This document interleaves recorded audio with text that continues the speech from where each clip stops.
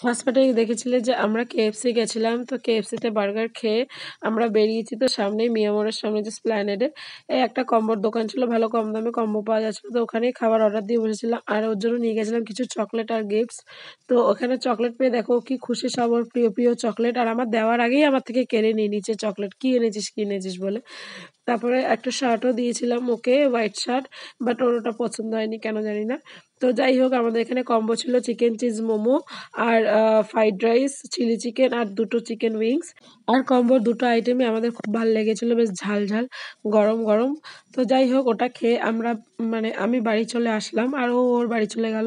তো বাড়ি যাওয়ার সময় মা আর বাবার জন্য দুটো চকলেট নিয়ে গেছিলাম, মায়ের প্রিয় চকলেট মিল্কি বার, তাই ওটাই নিয়ে গেছিলাম মায়ের জন্য। তো দেওয়ার পর দেখি বাবাও আমাদের জন্য চকলেট এনেছিল। তো আর বিস্কুট এনেছিল, যেগুলো আমরা খেতে খুবই ভালোবাসি। আর এই ছিল সব গিফটস। যে এই কানেরগুলো আমাকে মইনি কিনে দিয়েছিল, কিনতে ভালোবাসি বাট আমি পড়ি কিছুই না। তো মা বলল আয় ডিনার করবি।